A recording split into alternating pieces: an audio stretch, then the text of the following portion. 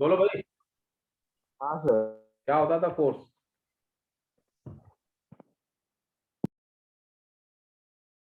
वैश्विक फोर्स क्या था?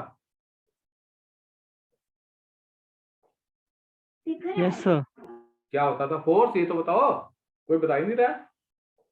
Sir mass into acceleration. वाह, क्या बात है। सर फोर्स यही है क्या चीज? इस कौन सी एंटिटी का नाम है फोर्स? पुश ऑन फोर्स हम क्या कहते हैं कि ये एक तरह से मतलब वो एक्सटर्नल, किसी ध्यान भी दो। ऑब्जेक्ट का मोशन मोशन चेंज कर सकता है, शेप चेंज कर सकता है मतलब। हाँ, ये एक्सटर्नल पुश या पुल होता है, जो क्या करता है, जो किसी भी बॉडी के स्टेट को चेंज कर सकता है या फिर बॉडी के शेप को चेंज कर सकता है। समझ में आई बात? तो that is known as what, force. मतलब बेसिकली हम कैसे डिफाइन करते हैं, इट इज एक्सटर्नल पुश और pull applied on the body to change the state of the body और to change the shape of the body. State change में क्या होगा, अगर वो रेस्ट में है तो वो मूव कर सकता है, अगर वो मूव कर रहा है तो या तो और तेज मूव कर सकता है या फिर रुक सकता है, या फिर ऐसा भी हो सकता है कि उसका डायरेक्शन चेंज हो जाए, स्पीड वगैरह ना चेंज हो, डायरेक्शन चेंज हो जाए। जैसे सेंट्रीपिटल फोर्स लग के डायरेक्शन चेंज हो जाता है, स्पीड नहीं बदलती।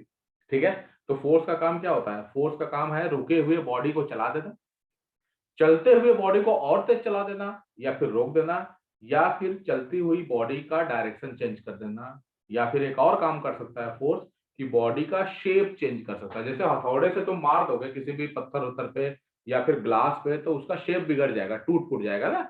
तो ये भी एक तरह से मतलब, तो इसी जानते हैं, जो बाहर से फोर्स लगाने से जब शेप खराब हो जाता है, शेप बिगड़ जाता है ना, तो ऐसे बाहर वाले फोर्स को हम नया नाम देते हैं, उसको बोलते हैं फोर्स ऑफ डिफॉर्मेशन।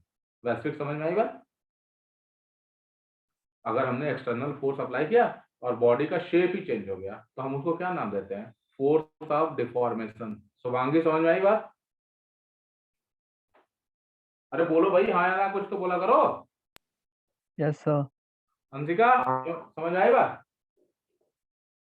तो लिखो इसमें, इफ द शेप और size of A solid body, if the shape or size of a solid body changes,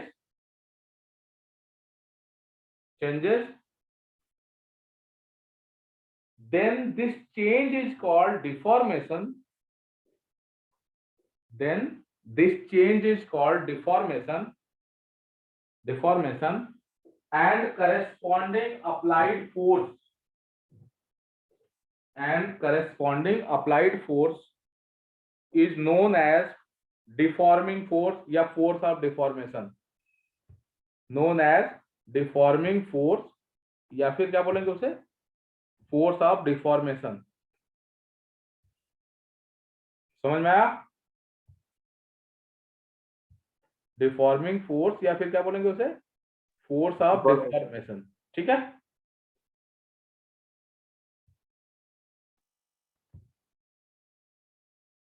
एक सेकंड बेटा, एक छोटा सा वो असाइनमेंट भेजना मुझे, बस एक सेकंड, तुम्हारे मैथ वाले सर को भेजना है।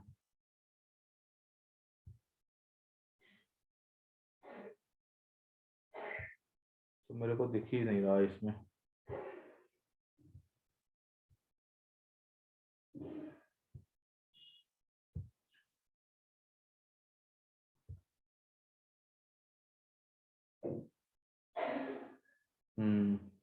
जाओ भाई, जल्दी जा, चला गया।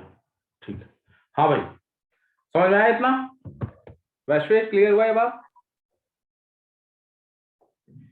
अरे बोलो जल्दी, हाँ या ना, कुछ तो बोला करो यार तुम लोग, बोलती। ठीक है, नेक्स्ट हेडिंग डालो तुम लोग, लिखो इलास्टिसिटी। कि इलास्टिसिटी क्या होती है? चिराग, कुछ आइडिया इसके बारे में, इलास्टिसिटी क्या होती है? शुभांगी, क्या होती है इलास्टिसिटी? मतलब इलास्टिसिटी का मतलब एक मतलब तो वो मतलब पता है लेकिन इसको बोल नहीं पा रहा।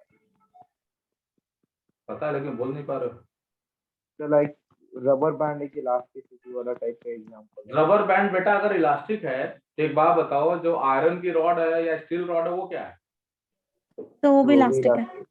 वो भी इलास्टिक है, बल्कि इनफैक्ट ज्यादा रबर से ज्यादा इलास्टिक है। हाँ, रबर से ज्यादा इलास्टिक होता है। सर इलास्टिक वो प्रॉपर्टी है मैटर या मतलब कोई भी बॉडी की कि जब डिफॉर्मिंग फोर्स लगता है तो वो अपने क्या कहते हैं नेचुरल शेप में आने का ट्राई करता है, तो वो डिफॉर्मिंग फोर्स लगता नहीं बेटा, जब डिफॉर्मिंग फोर्स हटता है। हाँ मतलब वही सर। जब तक लगा रहेगा तब तक थोड़ी ना होगा, ठीक है ना। जब उसको हटाते हैं तो एक तरह से वो पुराने शेप या साइज में वो वापस लौटता है, इसी फिनोमेना को बोलते हैं, ठीक है ना, इलास्टिसिटी। मतलब इस प्रॉपर्टी को ही नाम क्या देते हैं, इलास्टिसिटी। समझ में आई बात अंशिका, समझ में आई ये चीज कि जब हम हाँ एक्सटर्नल फोर्स लगा के बॉडी का शेप चेंज कर देते हैं, फिर वो फोर्स हटा लें। जब फोर्स हटाते हैं तो वो बॉडी जो है ना अपने ओरिजिनल शेप और साइज में अगर वापस आ जाती है या आने के ट्राई करती है, तो जो आने के लिए ट्राई करने के लिए या जो आती है ना, इस प्रॉपर्टी को मतलब ये वापस आने की जो प्रॉपर्टी है ना, इस प्रॉपर्टी का नाम ही है इलास्टिसिटी। ठीक है, आया समझ में भाई? Yes sir. तो लिखो इसमें, it is the property of A solid, it is the property of a solid body, it is the property of a solid body by which a body tries to regain its original shape and size,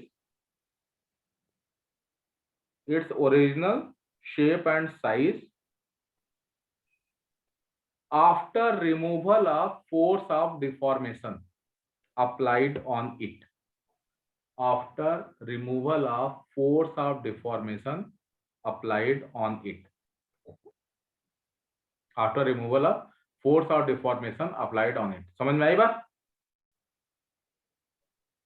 Shubhangi, समझ में आई चीज? Yes sir. अच्छा आप सुनो ध्यान से, मैंने एक चीज तुम लोगों को बताई थी, रिजिड बॉडी, और एक है दूसरा है नॉन रिजिड बॉडी।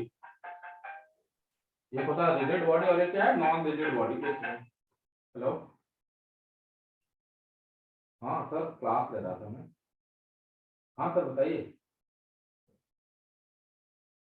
हाँ गुड इवनिंग, मैं कह रहा था सर मैं क्लास ले रहा हूँ अभी। हाँ ठीक है।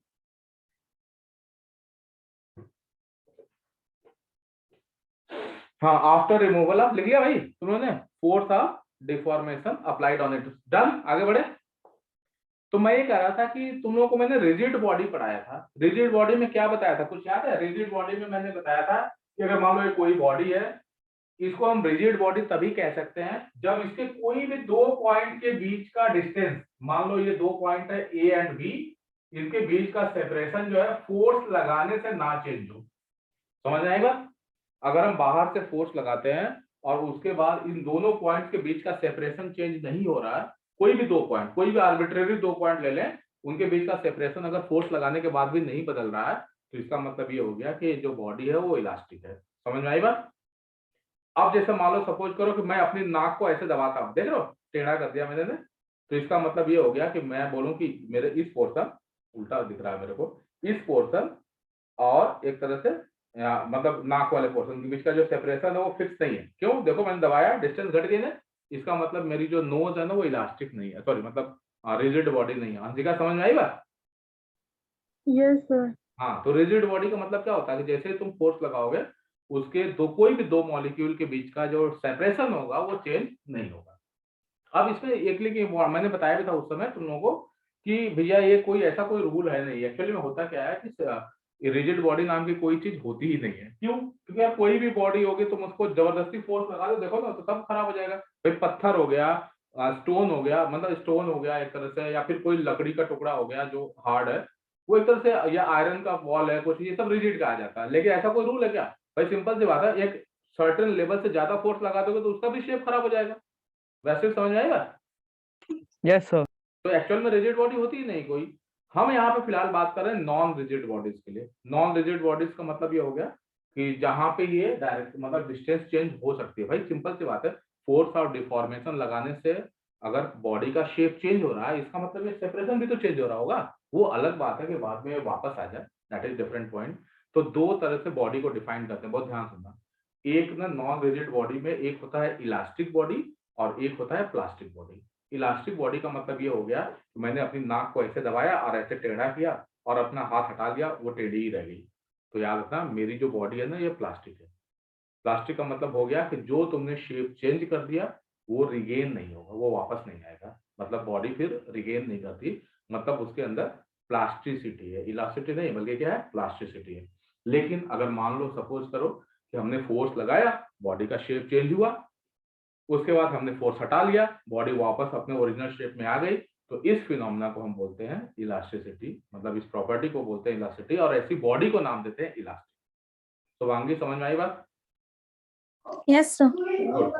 चिराग बच्चा कोई दिक्कत? भाई चिराग बीच बीच में कुछ कुछ वो हाँ ना कुछ कहना होता है, पता तो चले तुम हो। बंधु, अंशिका तुम बताओ, समझ में आई बात? हाँ सर। चलो गुड। नेक्स्ट हेडिंग डालो तुम लोग, लिखो internal restoring force. Internal restoring force heading डालो इसको। ये समझो क्या चीज है।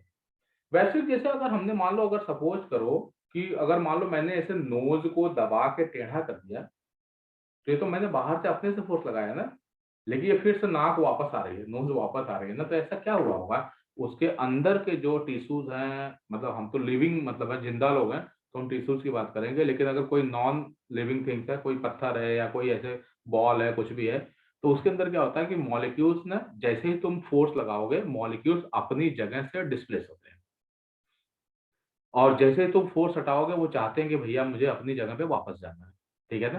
तो अगर वो वापस चले जा रहे हैं तो हम कहेंगे बॉडी इलास्टिक है, और अगर नहीं जा पा रहे हैं, जहां पे चले गए वहीं पे रुक गए, तो हम बोलते हैं बॉडी प्लास्टिक है, ठीक है।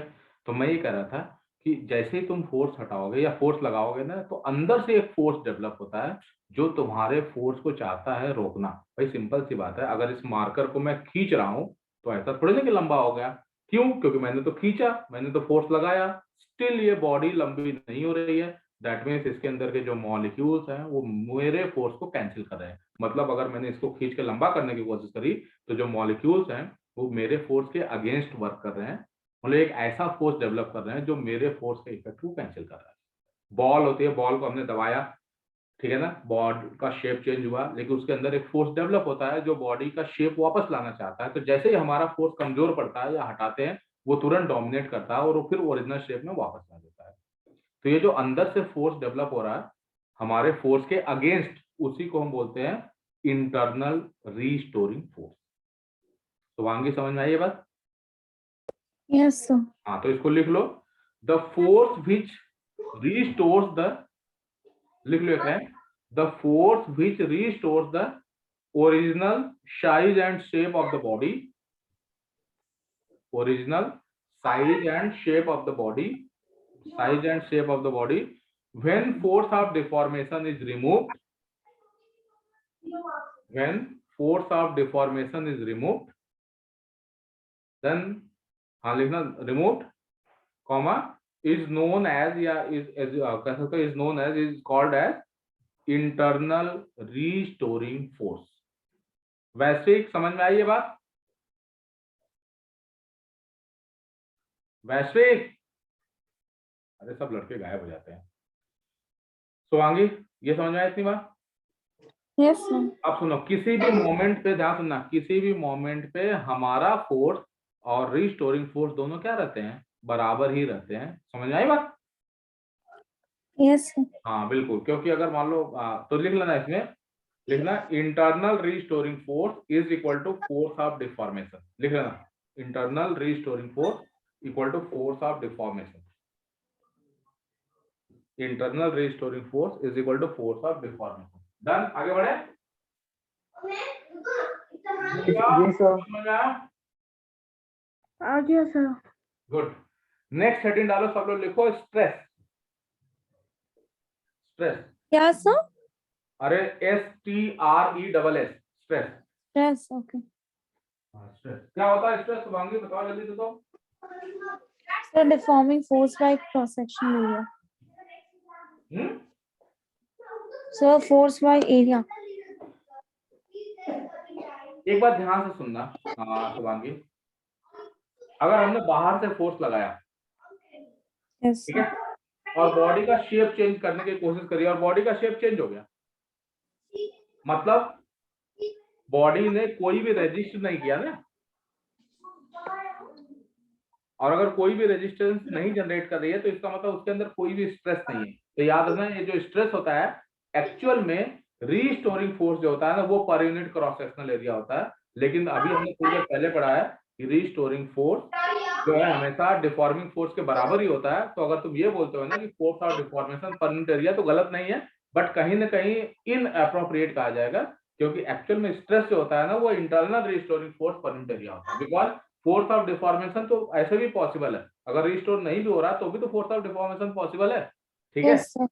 तो स्ट्रेस लेकिन नहीं होगा ना उस टाइम पे। स्ट्रेस तब होता है कि कोई चीज मान लो सपोज करो इसको तुम खींचना चाहते हो, और अगर ये खींच रहा है आसानी से, तो इसका मतलब इसके अंदर स्ट्रेस नहीं डेवलप हो रही है। स्ट्रेस तब डेवलप होगी जब तुम इसको खींचोगे और ये नहीं बढ़ेगा, लंबा नहीं होगा, तो उस ये समय। वापस आने का ट्राई करेगा अपने हाँ पोजीशन। बिल्कुल, समझ में आई बात। हाँ सर। तो लिखना है इसमें, स्ट्रेस के बारे में लिख लो, it is internal restoring force acting या generating, it is internal restoring force generating per unit cross sectional area, per unit cross sectional area। तो एक तरह से हम इसको डिफाइन करते हैं, stress is equal to internal restoring force divided by area, या हम इसे चाहें तो लिख सकते हैं फोर्स ऑफ डिफॉर्मेशन। कहोगे आप ऐसे क्यों लिख रहे हैं, वो इसलिए लिख रहे हैं क्योंकि ये दोनों बराबर ही होते हैं, डिवाइड बाय एरिया, ठीक है नहीं। Force of deformation per unit area. Anshika समझ आया? हाँ सर। चलो बताओ इसकी यूनिट क्या होगी स्ट्रेस की, जल्दी बोलो, स्ट्रेस की यूनिट क्या होगी? Pascal sir. पास्कल। अरे न्यूटन पर मीटर स्क्वायर। और इसको क्या पास्कल बोलते भी हैं? लिख सकते हैं ना? पास्कल। क्या बोलते हैं इसे? पास्कल। पास्कल। ठीक है भाई, कोई दिक्कत इसमें? नहीं इसकी सर। डायमेंशन क्या होगी भाई स्ट्रेस की, जल्दी बताओ तो।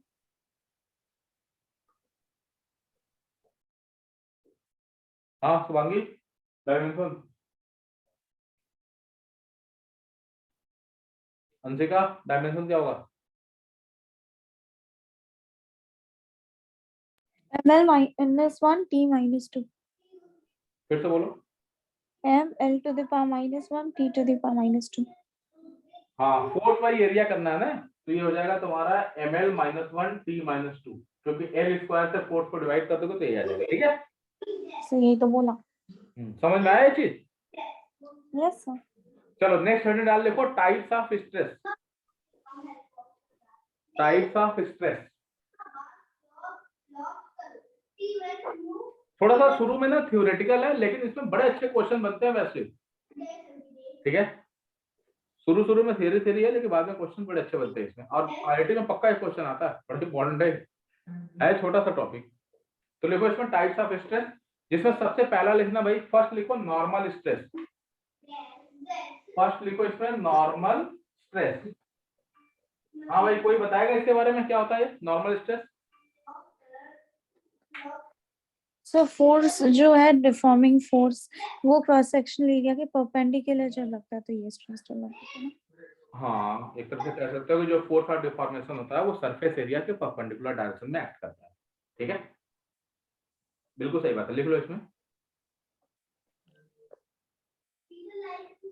देखो नॉर्मल स्ट्रेस लिख देना, force of deformation acting per unit, sorry, force of deformation is acting, force of deformation is acting perpendicular to the surface area of the body, perpendicular to the surface area of the body।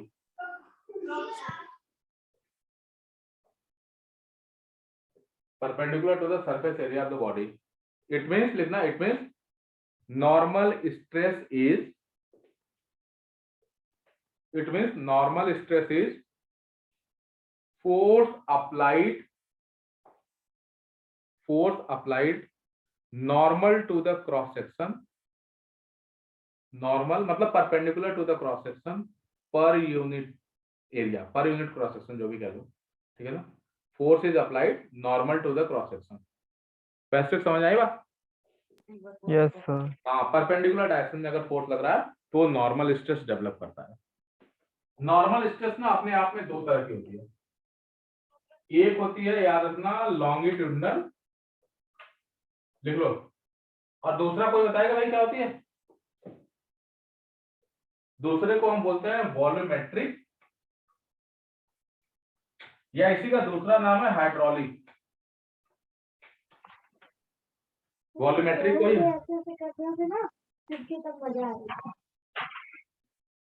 क्या हो गया वैश्विक?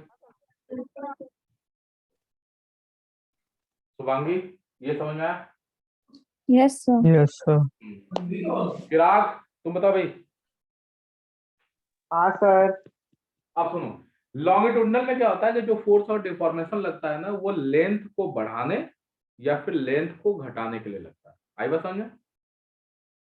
जो force और deformation होगा cross sectional area के perpendicular तो या तो कंप्रेशन होगा या इलोंगेशन होगा। वेरी गुड, बिल्कुल बिल्कुल सही सही, ठीक है। तो जो यहाँ पे लॉन्गिट्यूडनल का मतलब ही होता है सरफेस के perpendicular, either to increase the length और टू डिक्रीज द लेंथ, ठीक है। तो लिख लेना इसमें, देखो, फोर्स और deformation is acting perpendicular to the cross sectional area. Force of deformation is acting perpendicular to the cross sectional area, perpendicular to the cross sectional area that causes the change in length of the body, that causes the change in length of the body, that causes the change in length of the body। वैसे समझ में आएगा? Yes, sir. हाँ, ये भी अपने आप में दो तरह का होता है। ये ऐसे बना लेना, डायग्राम में बना दो, ज्यादा दिमाग नहीं लगाना है। इसको ऐसे दिखा देना, एक रॉड बना लो ऐसे, ये surface area cross sectional area हो गया, फोर्स ऐसे दिखा दो बाहर से, और एक यहाँ पे और बना लेना, ये फोर्स ऐसे दिखा दो। बताओ दोनों में क्या डिफरेंस है भाई? चिराग बाबू, क्या डिफरेंस है इनमें दोनों में? तो पहले वाले में लेंथ बढ़ेगा, दूसरे वाले में कम हो जाएगा। Very good. यहाँ पे जो फोर्स लग रहा है वो लेंथ बढ़ाने के लिए लग रहा है, तो यार ना यहाँ पे जो स्ट्रेस डेवलप होगी ना, इसका नाम है टेंसाइल। क्या बोलोगे इसे? Tensile stress. हाँ, टेंसाइल स्ट्रेस। और यहाँ पे लेंथ छोटा करने के लिए लग रहा है, तो इसको हम बोलते हैं कंप्रेसिव। क्या बोलोगे इसे? कंप्रेसिव। हाँ, कंप्रेसिव। वैसे समझ में आई ये बात? अंशिका, कोई दिक्कत इसमें? नहीं सर। तो लिख लो, नोट कर लो, ये डायग्राम भी बना के लिख लो सीधा डायरेक्ट।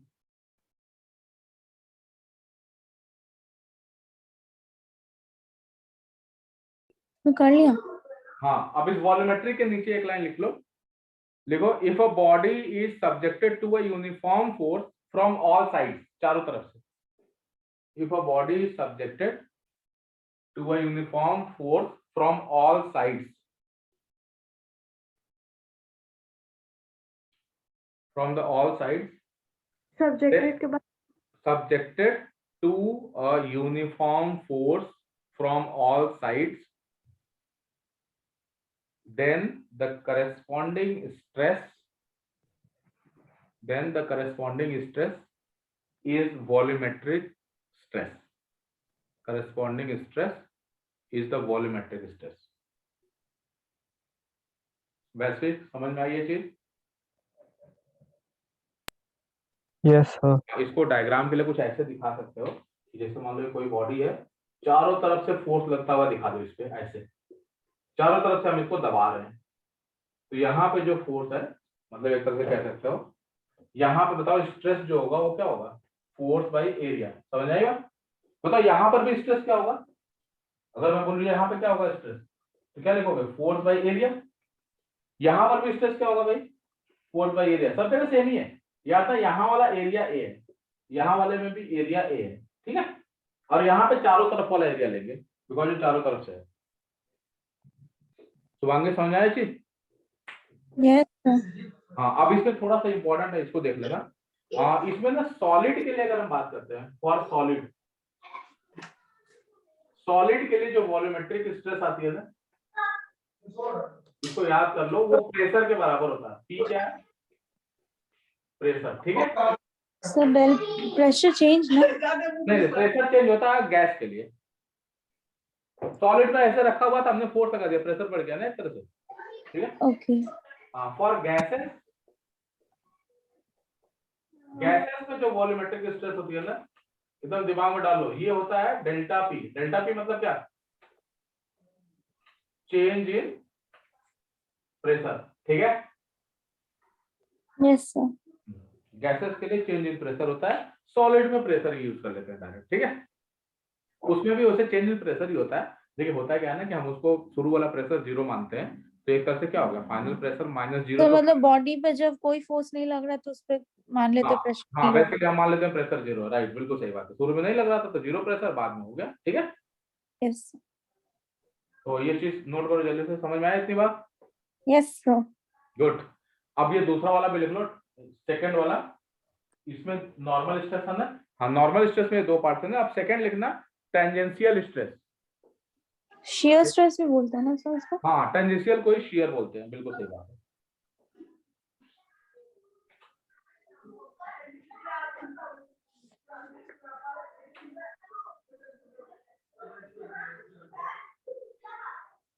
टेंजेंशियल को ही शियर बोलते हैं।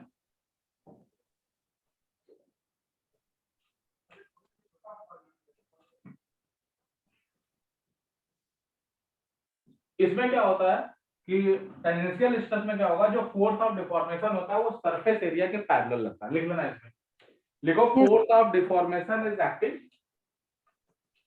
force of deformation is acting parallel to the surface area. Force of deformation is acting parallel to the surface area. समझ में आई बात? Yes sir. तुम ना बुक समझते हो, किताब, किताब समझते ही हो। मोटी सी किताब है तुम्हारे पास कोई, प्रदीप वगैरह जैसी, एसएल अरोड़ा वगैरह टाइप की?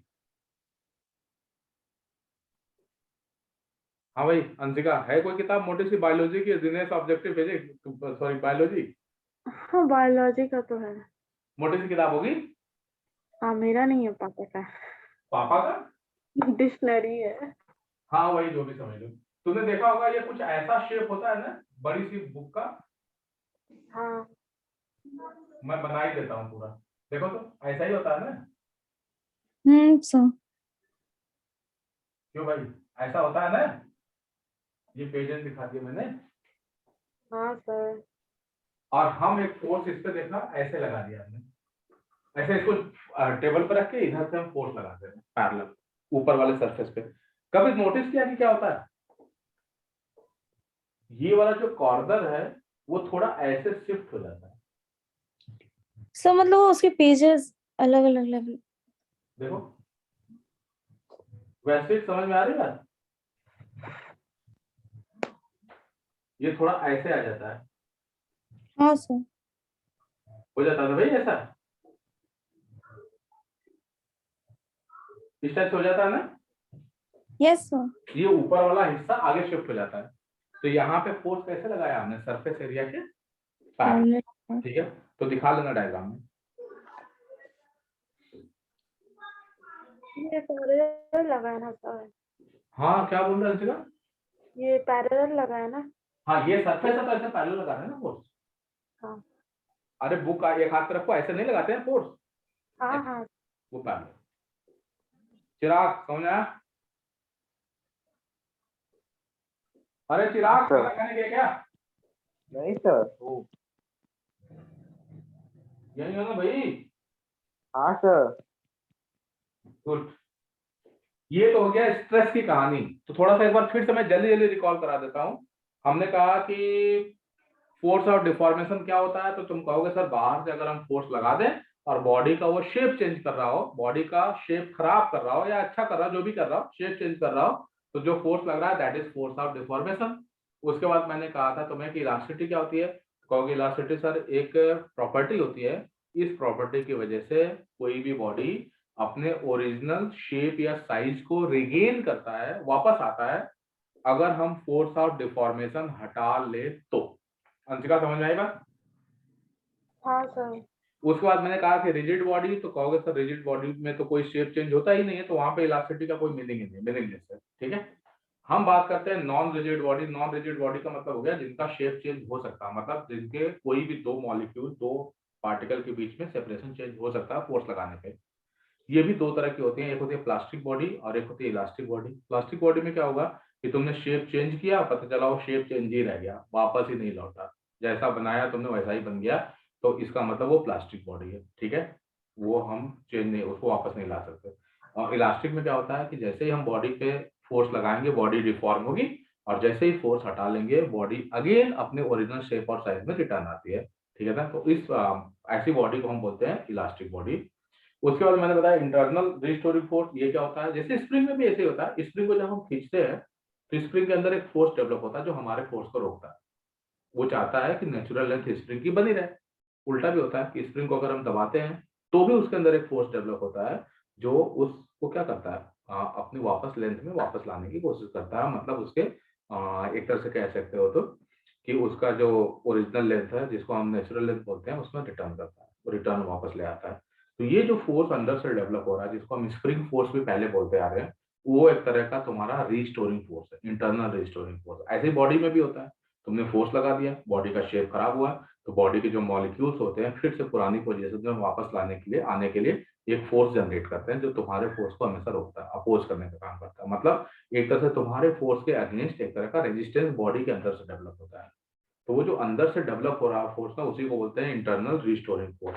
ठीक है भाई, और किसी भी मोमेंट पे इंटरनल रिस्टोरिंग फोर्स जो होता है वो फोर्स ऑफ डिफॉर्मेशन के बराबर रहता है। फिर अगली बात मैंने बताया स्ट्रेस। स्ट्रेस क्या होता है, तो किसी भी बॉडी को फोर्स अप्लाई करोगे उसकी वजह से इसमें स्ट्रेस डेवलप होगी। मतलब तो basically internal restoring force develop per unit cross sectional area को ही बोलते हैं स्ट्रेस। ठीक है, तीन तरह के, दो तरह की होती है मेनली, एक होता है नॉर्मल, एक होता है टेंजेंशियल। नॉर्मल का मतलब होता है कि जो फोर्स ऑफ डिफॉर्मेशन होता है वो सरफेस के परपेंडिकुलर लगता है, और टेंजेंशियल में फोर्स ऑफ डिफॉर्मेशन जो है सरफेस के पैरेलल लगता है। नॉर्मल में भी दो हैं, एक है लॉन्गिट्यूडनल, इसमें क्या होगा फोर्स तो लगता है क्रॉस सेक्शन के परपेंडिकुलर, लेकिन उसका काम होता है बॉडी की लेंथ को बढ़ाना या फिर घटाना। और दूसरा होता है हाइड्रोलिक। अच्छा, नॉर्मल में भी, सॉरी लॉन्गिट्यूडनल में भी दो है, एक अगर लेंथ बढ़ रही है तो दैट इज टेंसाइल स्ट्रेस, और अगर लेंथ घट रही है तो कंप्रेसिव हो गया। उसके बाद उसमें एक और है, उसमें हाइड्रोलिक, हाइड्रोलिक या फिर इसको वॉल्यूमेट्रिक भी बोलते हैं। उसमें क्या होता है किसी भी बॉडी पे चारों तरफ से फोर्स लगा के उसके वॉल्यूम को हम चेंज करने की कोशिश करते हैं। ठीक है, तो ये तरह से हो गया वॉल्यूमेट्रिक स्ट्रेस। मेनली सॉलिड के लिए वॉल्यूमेट्रिक स्ट्रेस प्रेशर के बराबर हो जाता है, और गैस के केस में वो चेंज इन प्रेशर के बराबर हो जाता है। हाँ भाई शुभांगी, ये मैंने थोड़ा सा ब्रीफ कर दिया पूरे जितना मैंने अभी पढ़ाया, समझ में आया तुम लोगों को? Yes sir. चिराग, अंशिका, तुम लोग Yes, बोलो, sir. कोई डाउट इसमें कहीं पे? नहीं सर। चलो तो फिर स्ट्रेन लिखो, STRAIN, स्ट्रेन क्या होता है भाई स्ट्रेन? अंशिका जी आप बताइए। Sir change in length bye original length. हाँ, बेसिकली स्ट्रेन जो होता है ना एक तरह का रेशियो होता है जो change in configuration to original configuration होता है। अब उस कॉन्फ़िगरेशन चेंज में वॉल्यूम भी चेंज हो सकता है, कॉन्फ़िगरेशन चेंज में लेंथ भी बदल सकती है। समझ आएगा? Yes sir, yes sir. हाँ, तो बिल्कुल लिख लेना इसमें, it is ratio of, it is ratio of change in configuration to original configuration, change in configuration to original configuration, change in configuration to original configuration, या फिर हम इसको क्या बोल सकते हैं, और change in dimension to original dimension. बात एक ही है, change in dimension divided by original dimension. Sir एक ही तो हुई। मैं बोल रही हूँ एक ही बात तो हुई। हाँ वही सेम चीज है, मैंने कहा ना कि डायमेंशन बोलो कॉन्फ़िगरेशन बोलो सेम चीज है। ठीक है, एक जो इंपॉर्टेंट बात है याद रखना, स्ट्रेन जो होती है ना वो डायमेंशन लेस भी होती है और यूनिट लेस भी होती है। मतलब तो ना, वो प्योर नंबर, मतलब वो तो रेशियो है दो हाँ बिल्कुल क्वांटिटी का। हाँ, ना तो इसमें कोई यूनिट होती है ना ही कोई डायमेंशन होती है। डायमेंशनल फॉर्मूला भी इसका 0 0 0 ही होता है, M0 L0 T0। समझ में आई बात? तो लिख लेना इसमें, यस। हाँ, कि इसके अंदर कोई भी यूनिट नहीं होती, लिख लो, स्ट्रेस है और स्ट्रेन है नो यूनिट। ठीक है भाई? Yes sir. अब जैसे स्ट्रेस का टाइप था ना वैसे स्ट्रेन का भी टाइप होता है, तो लिखो इसमें types of strain, types of strain. Sir एकदम कॉरेस्पॉन्ड करेगा और क्या। क्या चीज, क्या कह रहे हो? सर मैं बोल रही हूँ जितने टाइप के स्ट्रेस होते हैं वही वही स्ट्रेन होगा। हाँ, उतने ही टाइप के स्ट्रेन होंगे, बिल्कुल सही बात है, टाइप्स ऑफ स्ट्रेन। तो एक काम करते हैं, डायग्राम से ही सब कुछ समझ लेते हैं, ज्यादा सही रहेगा। ये एक रॉड है, हमने ऐसे फोर्स लगा दिया है, पहले इसकी लेंथ थी L, बाद में चेंज होकर के हो गई L प्लस डेल्टा L। समझ में आई बात भाई? बताओ इसमें चेंज इन लेंथ कितना हुआ है, जल्दी बोलो। डेल्टा एल ना। हाँ, चेंज इन लेंथ हुआ है डेल्टा L। और ओरिजिनल लेंथ कितना है इसमें? एल। तो जरा बताओ इसमें स्ट्रेन कितना हो जाएगा? L by L. Del L by L. हाँ, डेल्टा L बाई L। कौन सी स्ट्रेन होगी इससे by the way? So Longitudinal. Longitudinal नहीं, इसको हाँ, और इसको स्पेसिफाई कर लो, इसको बोलोगे टेंसाइल स्ट्रेन। क्या बोलोगे इसे? Tensile. Tensile strain. जैसा स्ट्रेस था वैसा स्ट्रेन होगा, नाम सेम है, ठीक है। एक और फोटो बना लेना ऐसे ही, इसमें ना लेंथ को छोटा होते हुए ऐसे दिखा दो, ठीक है। वही सेम चीज है, पहले इसको दिखाना L, बाद में दिखा देना L माइनस डेल्टा L। तो बताओ भैया यहाँ पे क्या हो जाएगा strain? Delta by L. Delta L by L होगा, माइनस रहेगा, लेकिन माइनस से मतलब नहीं होता, हमें मैग्नीट्यूड से ही मतलब होता है, ठीक है। तो बेसिकली ये रहेगा तो माइनस में ही, लेकिन हम इसको मॉड में रखते हैं सब कुछ, ठीक है। तो इसको कौन सा स्ट्रेन बोलेंगे? Compressive strain. अरे वाह, वेरी गुड, नाम लिखते जाओ, कंप्रेसिव स्ट्रेन। क्या हो रहा है तुम लोग क्या? चिराग समझ में आई बेटा आपको? आप सारी? जी सर। हाँ, गुड। उसके बाद देखो भाई, ये कोई बॉडी है, इसका वॉल्यूम पहले V था, हमने चारों तरफ से फोर्स लगा दिया और इसका वॉल्यूम बदल करके V माइनस डेल्टा V हो गया। कितना हो गया? V minus delta V। तो जरा बताओ भाई इसमें delta V by V। Volumetric strain. हाँ, इसको बोलेंगे वॉल्यूमेट्रिक स्ट्रेन या हाइड्रोलिक स्ट्रेन। माइनस साइन इसलिए क्योंकि वॉल्यूम यहाँ पे कम हो रहा है, तो डेल्टा V नेगेटिव होगा, उसको पॉजिटिव करने के लिए हम क्या कर देते हैं, माइनस करा देते हैं। समझ में आई बात? वैसे समझ में आई ये चीज? Yes, sir. तो ये हो गया टेंसाइल, ये हो गया कंप्रेसिव, ये हो गया वॉल्यूमेट्रिक। इसका भी देख लो, ये वाली फोटो फिर से बना लेना, और यहाँ पे ना ये वाला एंगल ना थीटा दिखा देना, ये वाला थीटा, और यहाँ से यहाँ तक का जो शिफ्टिंग हुई है ना उसको x दिखा दो, और ये वाली लेंथ ना L दिखा देना, हाइट को L दिखा देना। तो याद रखना, जो शियर स्ट्रेन होती है जिसको हम टेंजेंशियल भी बोलते हैं, shear strain is equal to, इसको हम लिखते हैं थीटा। ये जो एंगल मूव किया है ना, रोटेट किया, उसी को और यही अप्रोक्सीमेटली होता है tan theta, and this is equal to x by L। देखो ध्यान से, Yes, sir. ठीक है। तो कितने तरह की स्ट्रेन हो गई भाई? स्ट्रेन भी दो तरह की हो गई, कौन कौन सी? Normal strain and tangential strain. Normal strain में भी दो हो गए, एक हो गया तुम्हारा लॉन्गिट्यूडनल और एक हो गया तुम्हारा हाइड्रोलिक। हाइड्रोलिक वाला ये हो गया। लॉन्गिट्यूडनल में भी दो हैं, टेंसाइल और कंप्रेसिव। टेंसाइल और एक है कंप्रेसिव, और टेंजेंशियल वाला तो बता ही दिया मैंने तुम्हें, ठीक है। यस। हाँ भाई चिराग बाबू, तुम बताओ, कोई दिक्कत कहीं पे?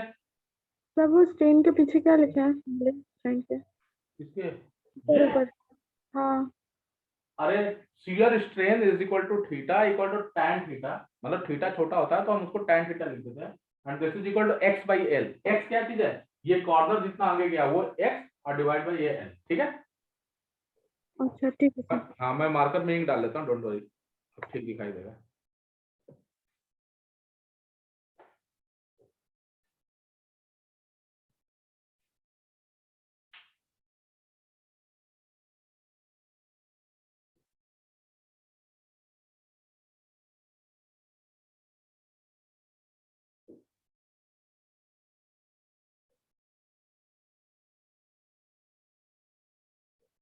लिख लिया।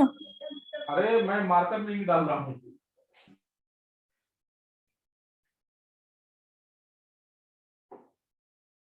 थोड़ा वो लाइट हो गया ना कलर। हाँ भाई, समझ में आ गया सबको? हाँ सर। तो आगे बढ़े। सर ये चैप्टर कल मतलब नेक्स्ट क्लास तक खत्म हो जाएगा?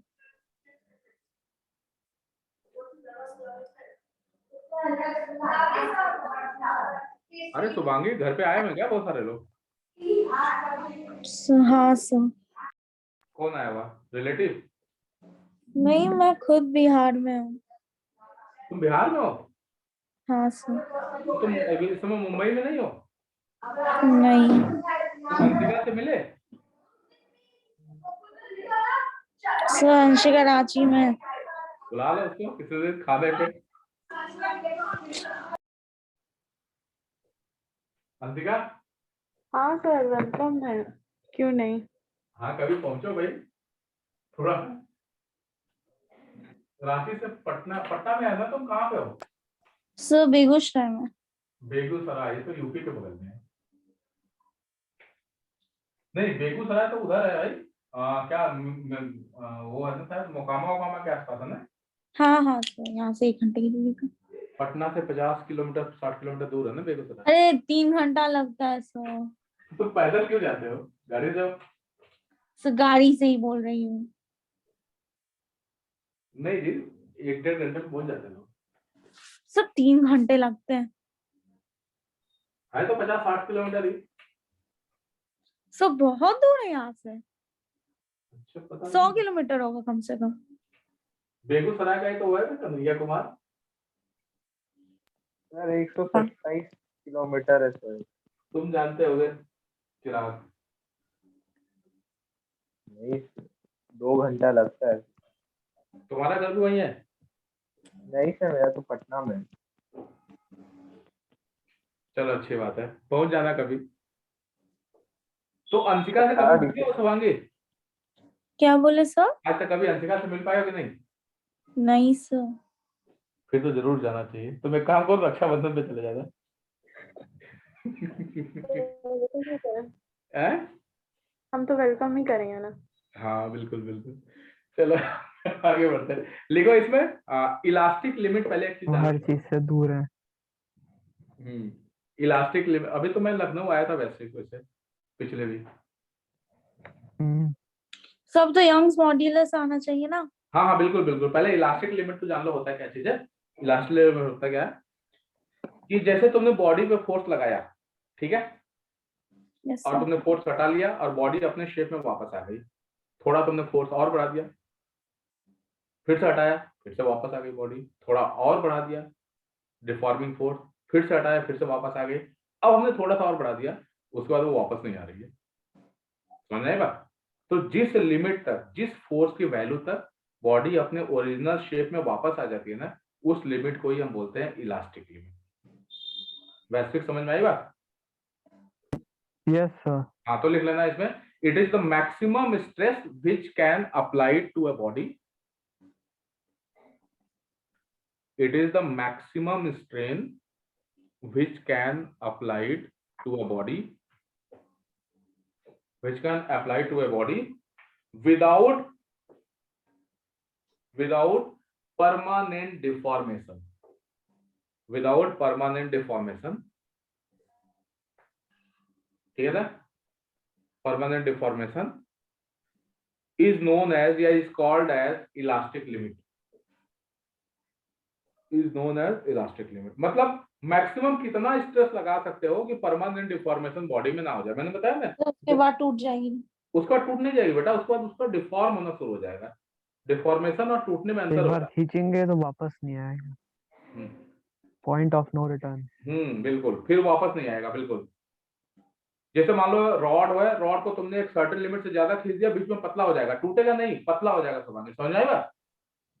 अच्छा सर, समझ हाँ, गई। उसको हम बोलते हैं नेकिंग, गर्दन बनना, नेकिंग बोलते हैं उसे, ठीक है। लेकिन वो फिर वापस नहीं आ रहा है, मतलब वो पतला ही रह गया बीच में, तो ऐसे इसको बोलते हैं डिफॉर्म हो जाना, परमानेंट डिफॉर्म हो जाना। हेयर बैंड होता है ना, हेयर बैंड। सर समझ गई, वो टूटेगा नहीं लेकिन डिफॉर्म हो जाएगा। हाँ डिफॉर्म हो जाएगा, उसका शेप बिगड़ जाएगा। प्लास्टिक की बॉल होती है, बैट से लग गया, पिचक जाएगी, लेकिन फटते थोड़े रहे, ठीक है। हाँ सर। तो वो डिफॉर्म हो गई। अब नेक्स्ट लिखो इसमें Hooke's law, HOOKE Hooke's law. तो हुक्स ने क्या कहा था, बड़ा समझदार आदमी था, उसने कहा था देखो भाई ज्यादा फोर्स मत लगाना, इलास्टिक लिमिट तक लगाओ। तो कहा था कि उसने अगर इलास्टिक लिमिट तक लगाते हो तो तुम्हारा जो स्ट्रेस डेवलप होगा उसके अंदर, बॉडी के अंदर, वो तो स्ट्रेन, प्रोपोर्शनल हो जाएगा हाँ, स्ट्रेन स्ट्रेन ना। से डायरेक्टली प्रोपोर्शनल होगा। लेकिन उसने इलास्टिक लिमिट में नहीं बोला, उसने बोला एक दूसरी लिमिट है, उसको प्रोपोर्शनल लिमिट बोलते हैं। प्रोपोर्शनल में क्या होता है, स्ट्रेट लाइन कर्व होता है। समझ आई बात? तो लिखो इसमें, सो इलास्टिक लिमिट ज्यादा होगी या प्रोपोर्शनल लिमिट? इलास्टिक लिमिट थोड़ी सी इलास्टिक, ज्यादा होती है, यस सर, इलास्टिक ज्यादा हाँ, होगी। थोड़ी ज्यादा होती है। प्रोपोर्शनल लिमिट कम होती है।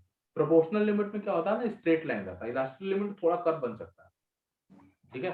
तो इसलिए नॉर्मली सर अपने पास ग्राफ है, हाँ, हुक्स लॉ जो है ना वो सर देख बताएगा। पहले तो सीधा जाता है, उसके बाद एक बेंड और फिर एक semi circle type.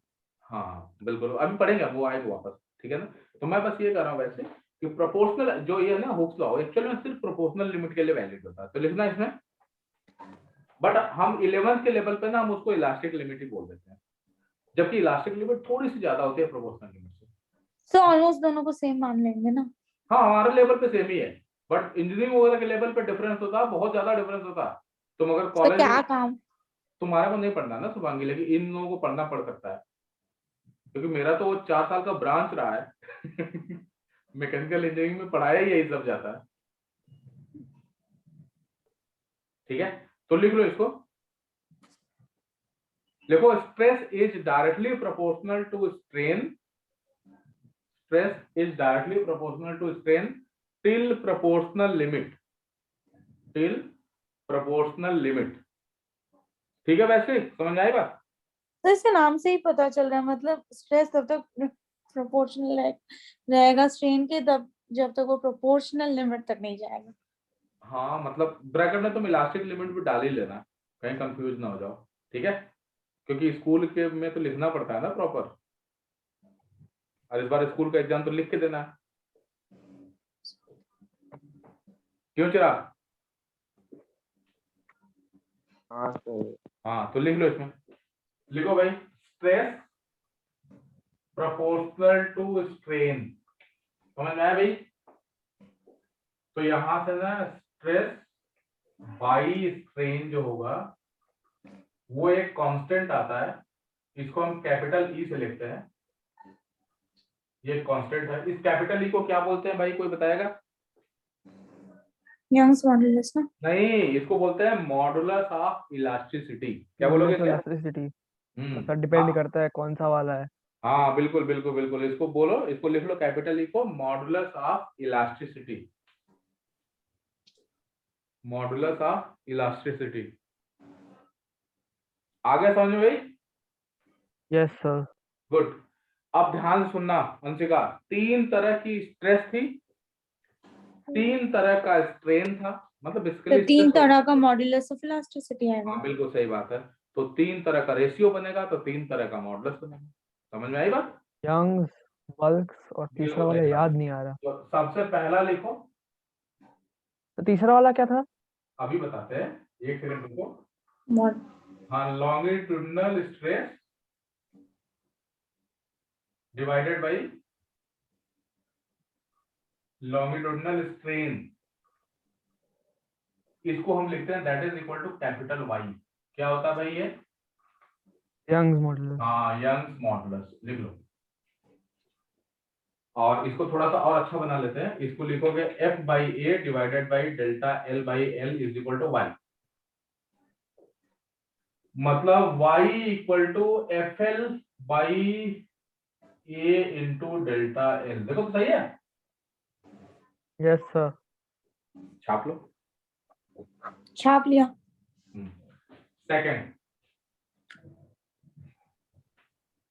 Tangential tangential stress,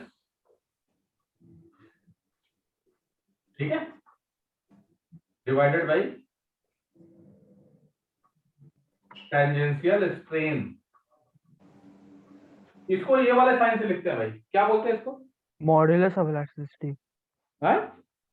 modulus modulus. तो कॉमन है ना,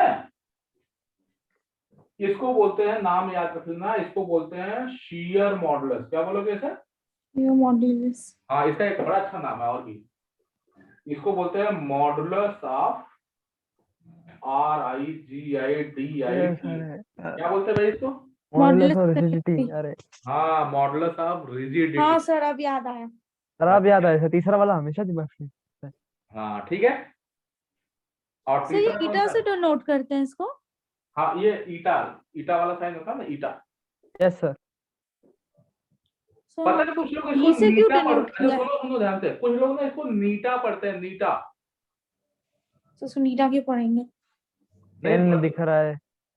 नहीं नहीं, नीटा एन टाइप का होता है ना, तो लोगों को लगता है नीटा इसका प्रोनाउंसिएशन है। ईटा ईटा। हाँ इसका ईटा है, ETA। सर पता है। नहीं नहीं, बहुत नहीं पता होता, टीचर्स भी बोलते हैं नीटा, मैं बता दूं। Yes sir. हाँ हमारे नहीं सर। बोलते, लेकिन हाँ सुना है। हाँ इसको ईटा पढ़ते हैं, बहुत कम लोग, मतलब बहुत बहुत सारे लोग गलती करते हैं, उसको नीटा पढ़ देते हैं। ठीक है, ये नीटा तो नहीं है। सुनीता क्यों पढ़ेंगे? अरे एन टाइप का दिखता है ना, तो लोगों को लगता है कि ये एन टाइप का, तो इसलिए नीटा इसका होगा। आज जो सर याद करने के लिए अच्छा है, याद हो जाएगा। नीट की जो तैयारी करते हैं ना, वो खास करके ऐसे पढ़ते हैं।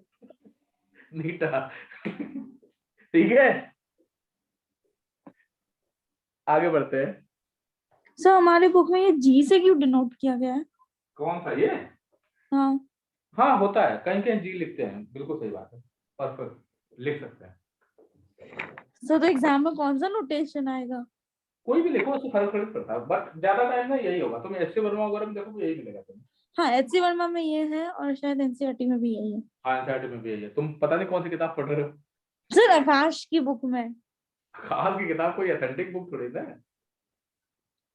हाँ दैट सर इज, बहुत गलतियां हैं उसमें। हाँ that is not a standard book. Standard book तो तुम्हारी एससी वर्मा वगैरह ही है ना, एनसीईआरटी हो गई। यस। चलो आगे बढ़ते हैं, तीसरा वाला देखो भाई। तीसरा होता है volumetric stress divided by volumetric strain. P by del V by V. हाँ इसको हम बोलते हैं बल्क मॉडुलस। क्या बोलते हैं इसे? Bulk modulus. इस अच्छा, इसको थोड़ा सा और एक लाइन इसमें बढ़ा लेना, ईटा इक्वल टू लिखोगे ना F/A डिवाइडेड बाय X/L। हाँ सर। Yes sir. अच्छा सुनो, बल्क मॉडुलस को ना बुक्स में ना कहीं कहीं देखो कैपिटल K से लिखा होता है, यस सर। ठीक है ना, और कहीं कहीं कैपिटल B से लिखा होता है, B फॉर बॉम्बे वाला B। ठीक है सर कैपिटल के तो 1/b होता है ना?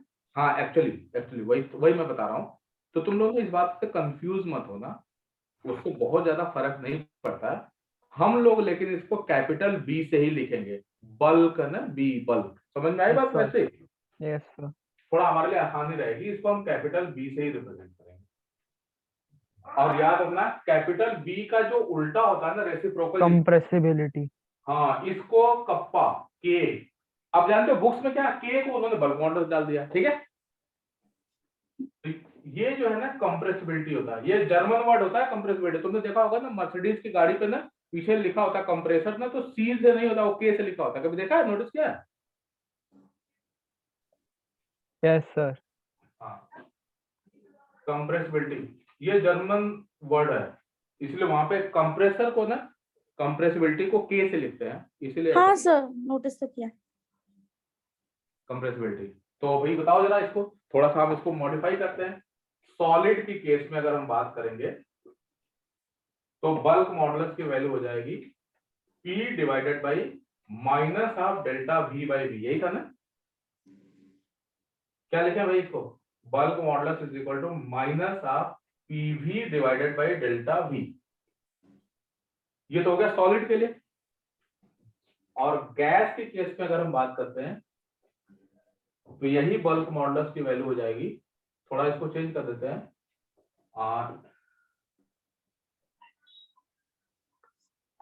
Minus of V delta P upon delta V हो जाएगा। समझ में आई बात भाई? Yes sir. या इसी को थोड़ा और मॉडिफाई कर लो, इसको कह सकते हो minus of V dP by dV। ध्यान रखना ये बड़ा इंपॉर्टेंट है। और इसी का रेसिप्रोकल करोगे K, क्या हो जाएगा भाई? Minus of 1 by V dV upon dP। याद रखना ये V वेलोसिटी नहीं है, क्या है V? वॉल्यूम। हाँ वॉल्यूम है, कैपिटल वी। कैपिटल V है एक्चुअली, ये कैपिटल V है, स्मॉल v नहीं है। तो एक बात बताओ बच्चा पार्टी, तुम लोगों ने थोड़ा बहुत तो पढ़ा ही होगा थर्मोडायनेमिक्स। Yes sir. पढ़ रखा है ना, थोड़ा बहुत तो पढ़ा है यार। Yes yes sir. Sir. Sir वो शायद खत्म हो गया हमारे यहाँ। शायद खत्म होने वाला। Very good. प्रोसेसेस पढ़ रखे होंगे। सर हाँ sir, yes sir, yes sir. Isochoric, isobaric, isothermal, sir वो एडियाबैटिक आइसोथर्मल और प्रोसेस एडियाबैटिक। समझ नहीं आता ठीक से। कोई बात नहीं, मैं पढ़ाऊंगा, चिंता मत कर शुभांगी, पढ़ना। एडियाबैटिक। हाँ थोड़ा सा मतलब हो जाएगा, जल्दी हो जाएगा, ठीक है ना। Isochoric, isobaric, isothermal, adiabatic, right. Yes sir. Yes sir. तो ये चार प्रोसेस के नाम सुने। तो एक काम करो, इन चारों प्रोसेस के लिए ना बल्क मॉडुलस और कंप्रेसिबिलिटी निकाल दो तो जरा, समझ आएगा। बल्क मॉडुलस और कंप्रेसिबिलिटी की वैल्यू इन चारों प्रोसेस के लिए कैलकुलेट करो जल्दी से, क्विक। 4 मिनट का टाइम है तुम्हारे पास।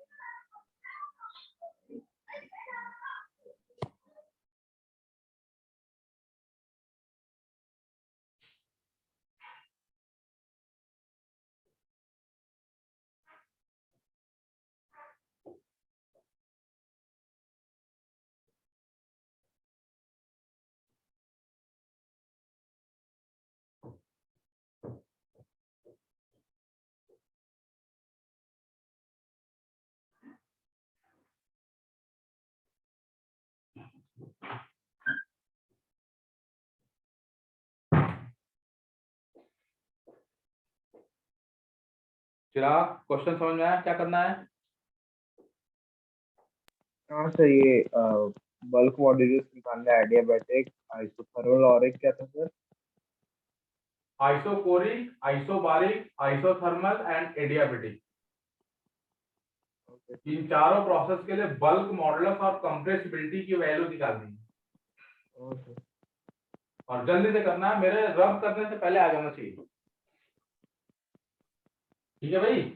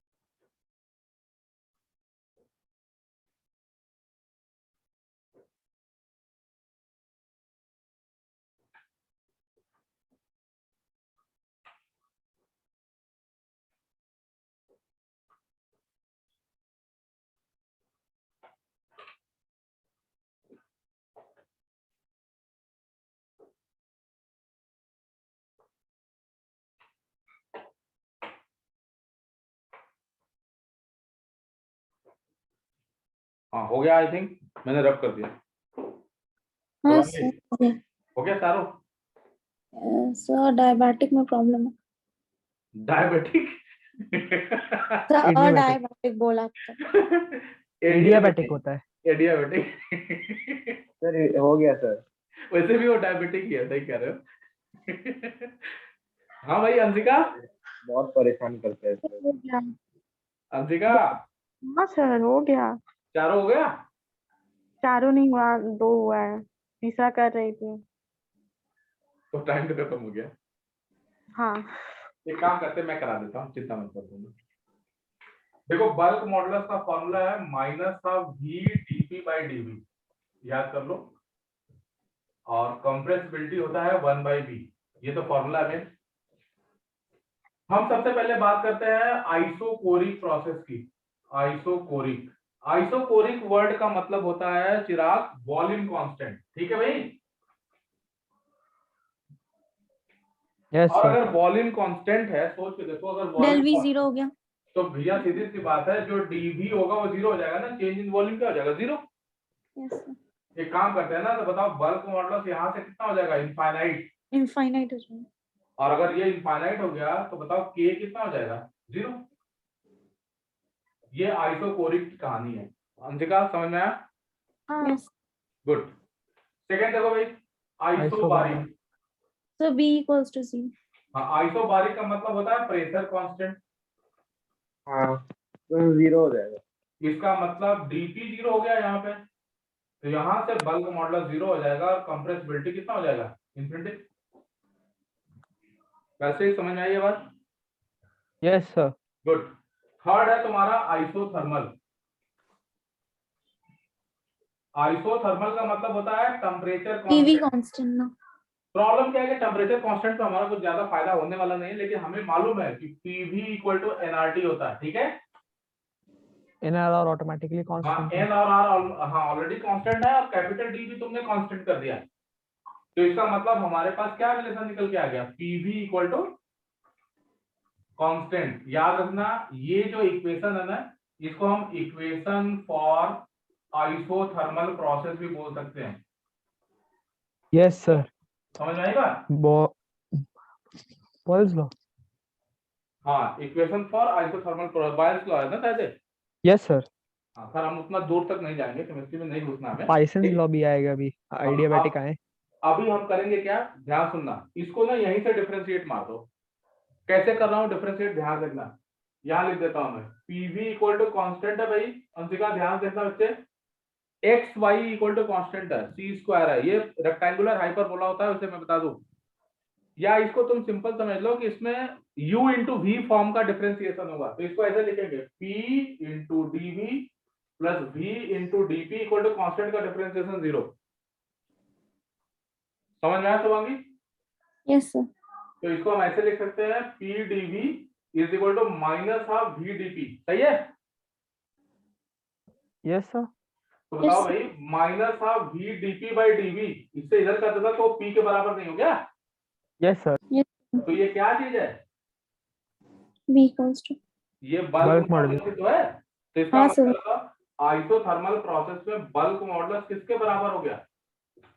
प्रेशर के। अरे वाह, वेरी गुड। तो बताओ कंप्रेसिबिलिटी कितना हो जाएगा? 1/P। प्रेशर हो जाएगा। ठीक है भाई, डन, समझ में आया? Yes sir. फोर्थ भी देख ही लो फिर।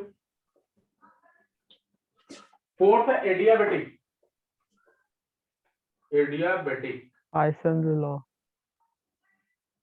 एडियाबेटिक का इक्वेशन जो होता है वैसे ये होता है पी वी का power gamma equal to constant. सुना है? Yes sir. ये कैसे आता है, ये मैं जब थर्मो पढ़ाऊंगा तो बता दूंगा। इसमें जो गामा होता है ना, वो होता है सीपी बाई सीवी। वही सीवी जो आइसोकोरिक के लिए होता है, सीपी आइसोबारिक के लिए होता है। ये मोलर हीट कैपेसिटी बोलते हैं। ज्यादा दिमाग नहीं लगाना, फिलहाल समझ लो एक कांस्टेंट होता है। ठीक है भाई अंशिका? यस हाँ। सर। हाँ, अब इसको डिफरेंशिएट कर दो, तो P इंटू गामा V का power gamma minus 1 dV plus V का power gamma dP equal to 0। देख लेना, मैंने डिफरेंशिएशन थोड़ा जल्दी मार दिया है। सही है सर। वो तो सही होगा, मतलब थोड़ा तो हम लोग समझना, ठीक है। V के पावर गामा माइनस 1 से डिवाइड कर देना, तो यहाँ से रिलेशन निकल के आएगा gamma P dV plus V dP equal to 0। यहां से आ जाएगा gamma P is equal to minus half V dP by dV। याद रखना यही है बल्क मॉडुलस। तो बल्क मॉडुलस की वैल्यू आती है गामा P, किसके लिए? एडियाबेटिक के लिए। तो कंप्रेसिबिलिटी कितना हो जाएगा भाई? 1 by gamma P। This is the answer. एक बार समझ लो, कोई कंफ्यूजन दिक्कत है तो पूछ लो, देन अदरवाइज हम आगे बढ़ते हैं। ठीक है भाई? चिराग, सर कभी भी गामा सही से नहीं बनता मुझसे। गामा साइज नहीं बनता, आर टाइप बनता है वैसे, आर स्मॉल आर होता है ना, उस टाइप का।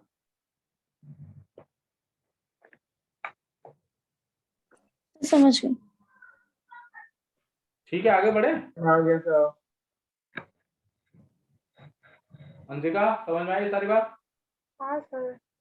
हाँ, तो बस 15-20 मिनट का और रह गया, हम आधे घंटे का वो अगली क्लास में कर लें।